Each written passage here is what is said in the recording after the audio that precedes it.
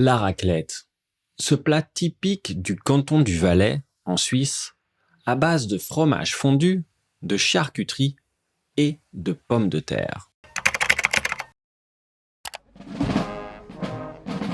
Pour réussir à tenir tout l'hiver, alors que les températures descendent et que les grosses doudounes ressortent, rien de mieux que de se replonger dans les vieilles recettes des bergers suisses.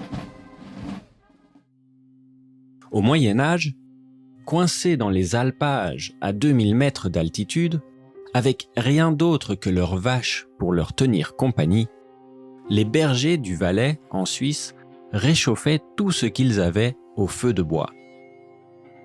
Sans fruits et légumes frais, tout ce qu'ils avaient se résumait au fromage de leurs vaches, plus durable que de manger les vaches elles-mêmes. En plaçant des demi-meules de fromage devant le feu de bois pendant quelques minutes, puis en raclant la couche supérieure une fois celle-ci fondue, la raclette était née. Le mot raclette vient du verbe français racler, en référence à l'action de racler le fromage fondu sur une assiette.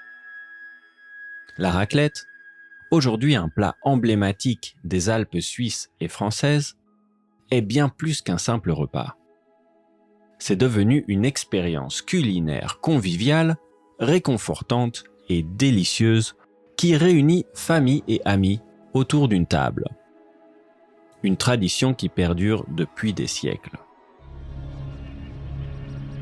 Quelques rares restaurants servent encore la raclette fondue au feu de bois. Mais la plupart ont modernisé leurs équipements, troquant les cheminées pour des installations électriques plus rapides et moins coûteuses. D'autres installations électriques ont même été miniaturisées pour une utilisation à domicile, pour des tablées jusqu'à 12 personnes. Encore d'autres installations existent également pour faire des raclettes éco-responsables à la bougie. Si vous décidez de vous réchauffer la panse en faisant des provisions de graisse nécessaires à la survie en hiver, les ingrédients de base de la raclette sont simples. Le premier, c'est le fromage, judicieusement appelé fromage à raclette, de Suisse ou de Savoie. En plus, la raclette est accompagnée d'une variété de charcuteries telles que le jambon cru, le saucisson sec et la copa, qui apportent une touche de salé et de texture à chaque bouchée. Les pommes de terre sont un autre élément essentiel de la raclette. Généralement cuites à la vapeur, elles fournissent une base réconfortante et absorbent délicieusement le fromage fondu. Les cornichons et les oignons marinés complètent l'assortiment en apportant une touche de fraîcheur et de croquant. Et d'acidité aussi, pour contrecarrer la graisse du fromage. Ce qui me mène à ce dernier conseil non négligeable. Ne buvez pas d'eau avec votre raclette.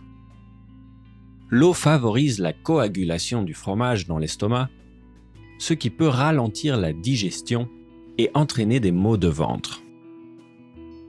Avec la raclette, rien de mieux qu'un bon verre de vin blanc ou n'importe quelle autre alternative non alcoolisée tant qu'elle contient un peu d'acidité. Question. Quel plat à base de fromage fondu vous aimez? Quelles sont les variantes de recettes de la raclette? Quels sont vos meilleurs souvenirs autour d'une machine à raclette? La raclette, bonne ou mauvaise pour la santé? Comment les anciens comprenaient les réactions chimiques des ingrédients cuisinés ensemble?